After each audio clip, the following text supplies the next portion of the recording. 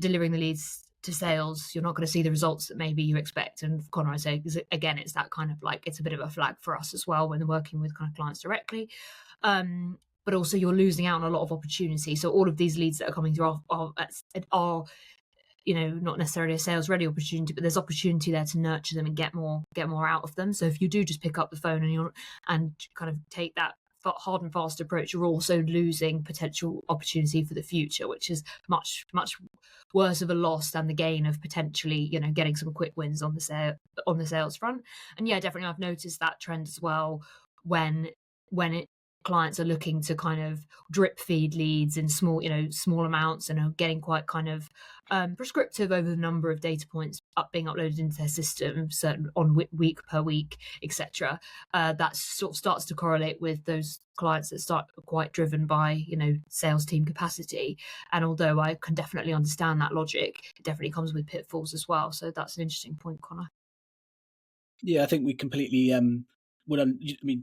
the way budget cycles work within the kind of businesses that we're working with together, we need to spend budget and utilize budget within the quarter or whatever the kind of the planning cycle might be, for a lot of financial kind of governance and compliance reasons.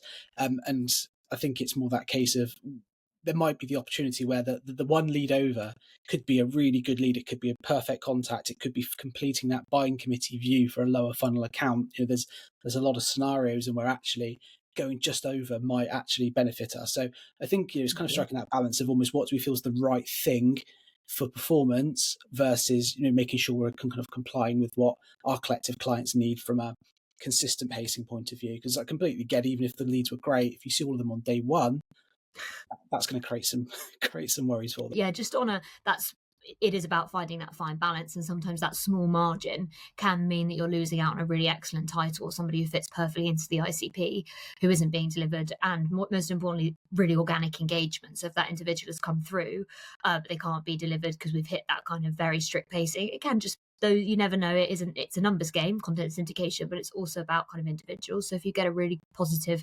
opportunity come through and it hasn't been able to be delivered, at Headley we try to be as flexible as possible in those kind of cases. Obviously it doesn't do us any favors to just chuck away data. We'll think, okay, well, we're happy to offer that as just an added value, let's deliver that as well. But then obviously also systems are in place, which means that isn't possible either. So there's a lot of factors. It's definitely not a straightforward one, but just as with all, it's one of those factors to consider for sure.